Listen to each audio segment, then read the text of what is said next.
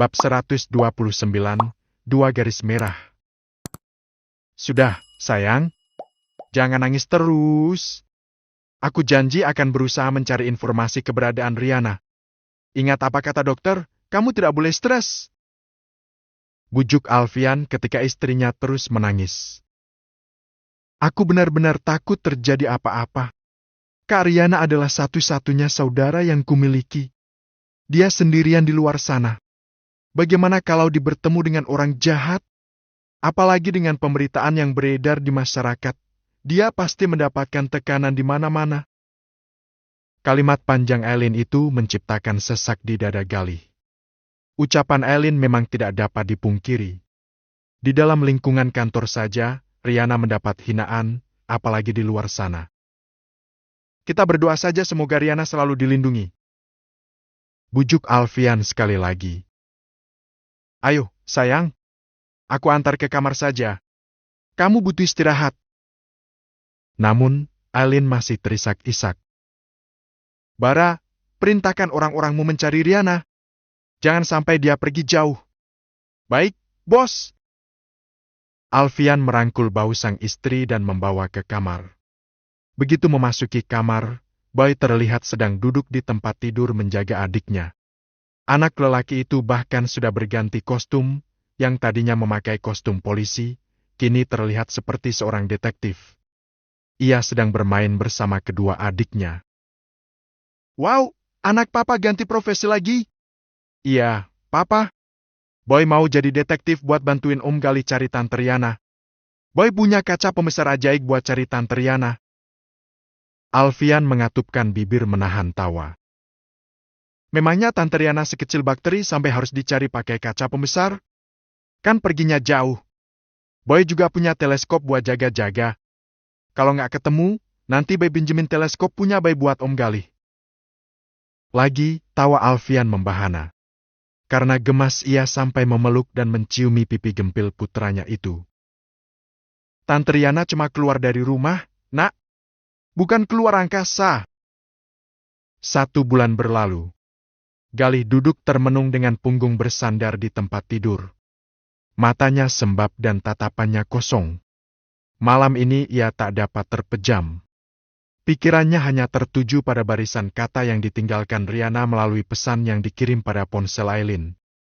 Sudah lebih dari 1 bulan Riana menghilang. Sejak itu pula dunia Galih seakan terhenti. Sekarang yang dilakukan lelaki itu hanya menunggu sebuah keajaiban. Berharap Riana berubah pikiran dan pulang ke rumah. Namun, semua hanyalah harapan semata. Riana hilang bak ditelan bumi. Bangkit dari tempat tidur, Galih beranjak menuju lemari pakaian. Aroma khas tubuh Riana menguar begitu Galih membuka pintu lemari. Ia menatap nanar barisan pakaian milik sang istri yang tersisa di lemari. Menggantung dengan rapi. Perhatian Galih pun tertuju pada sebuah kotak yang berada di bagian paling bawah. Ia segera membungkukkan badan dan mengeluarkan benda tersebut. Kemudian duduk di tepi tempat tidur sambil meletakkan kotak di sisinya. Perlahan Galih membuka kotak tersebut. Kedua alis tebalnya saling bertaut ketika melihat isi kotak. Selembar baju koko dengan sarung dan peci. Sebuah kartu ucapan kecil turut menjadi pelengkap di dalam sana. Galih merasakan jantungnya berdebar cepat. Tangannya gemetar ketika membaca isi yang tertuang pada kertas putih itu. Suamiku, terima kasih sudah memilihku untuk menjadi pendamping hidupmu. Sebenarnya, sejak awal aku merasa sangat tidak layak untukmu. Kamu adalah laki-laki yang baik, dan laki-laki yang baik berhak mendapatkan jodoh yang baik pula. Tapi, ada begitu banyak kekurangan dalam diriku. Aib-aibku di masa lalu tidak terhitung lagi. Bahkan aku merasa malu jika mengingatnya. Maafkan semua kekurangan ini. Terima kasih, karena kamu sudah memantapkan hati untuk memilihku. Karena itu, aku ingin memantaskan diri untuk bisa layak menjadi pendampingmu sampai maut memisahkan. Maaf, hanya ini yang bisa kuberikan untukmu. Aku ingin memulai semuanya dari awal bersamamu. Belajar untuk memperbaiki diri setiap harinya. Membentuk sebuah keluarga sakinah, mawadan dan warahmah, supaya kita bisa ke jannah bersama. Ana wibuka filah, semoga hijrahku mengantarkanmu pada cinta Allah. Untuk kesekian kali Galih merasa hatinya seperti ditusuk ribuan jarum. Hanya rasa sakit yang ia rasa hingga tak dapat lagi membendung luapan air mata. Ia tenggelam dalam rasa sesal. Menagapa ia tak mengenali istrinya sendiri. Padahal wanita bernama Riana itulah yang ia perjuangkan selama bertahun-tahun. Wanita yang bisa membuatnya lepas dari patah hati dari cinta pertama yang tak terbalas. Maafkan aku, Riana. Maafkan aku. Galih berucap lirih. Pagi-pagi sekali Galih sudah keluar kamar dengan tergesa-gesa. Bahkan ia melewati meja makan begitu saja. Mama Indah yang melihat putranya tergesa-gesa, segera memanggil.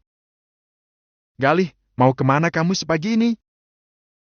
Galih menghentikan langkah sejenak dan menatap sang mama yang tampak sedang duduk di meja makan. Ayo, sarapan dulu. Ajak wanita paruh baya itu. Aku buru-buru, Mah. Mau cari Riana. Raut wajah Mama Indah seketika berubah mendengar ucapan putranya itu. Ia tampak kesal. Bangkit meninggalkan kursi, ia berjalan menghampiri Galih. Apalagi sih yang kamu cari dari perempuan itu? Ucapnya kesal. Perempuan di dunia ini tidak hanya satu, Galih. Kamu bisa mendapatkan perempuan yang jauh lebih baik dari Riana. Sudahlah, biarkan dia pergi. Kedua tangan Galih terkepal. Bibirnya terkatup rapat. Jika ia sampai lepas kendali, mungkin ia akan membentak wanita itu dan Galih tidak ingin itu terjadi. Sebab Mama pasti akan semakin membenci Riana. Mah, aku tahu Mama tidak suka Riana sejak awal. Tapi, Mama suka atau tidak, Riana adalah istriku dan aku bertanggung jawab penuh atas dirinya. Lagi pula, aku tidak mau bertengkar dengan Mama pagi ini. Tanpa permisi, Galih langsung membalikkan tubuhnya dan melangkah pergi. Mama Indah hanya berdiri mematung menatap mobil milik putranya yang kemudian melaju meninggalkan rumah. Riana menyerat sebuah koper berukuran kecil menerobos puluhan orang yang sedang saling berebut untuk naik ke bus. Pagi ini ia berangkat menuju sebuah kota untuk memulai hidup baru dan meninggalkan semua kenangan yang tertinggal. Ia mengedarkan pandangan ke setiap sudut. Semua kursi sudah terlihat penuh oleh penumpang. Satu-satunya tempat yang terlihat kosong hanyalah tempat paling belakang di dekat jendela. Maaf, permisi. Ucapnya sambil membungkukkan kepala sopan. Ia mendesakkan kopernya ke dalam bagasi, lalu duduk di kursi dengan tenang. Menunggu bus melaju dan membawanya ke tempat yang baru. Namun, setelah menunggu selama beberapa menit, bus tak kunjung berangkat. Para penumpang sudah terlihat gelisah. Pak, kenapa busnya belum jalan juga? Tanya seorang wanita. Ada perintah untuk menunggu, Bu. Sepertinya ada pemeriksaan. Pemeriksaan apa? Saya juga tidak tahu. Cuma ada pesan supaya bus jangan jalan dulu. Ada kerutan tipis pada kedua alis Riana mendengar pembicaraan itu. Namun, ia memilih mengisi waktu dengan membaca sebuah buku. Ketika membuka lembar buku pertama, ia melukis senyum di sudut bibirnya. Sebuah benda kecil berbentuk persegi panjang dengan 2 garis merah membuat hatinya menghangat. Sayang, kamu yang kuat, ya. Kita akan mencari kebahagiaan di tempat yang lain. Bersambung.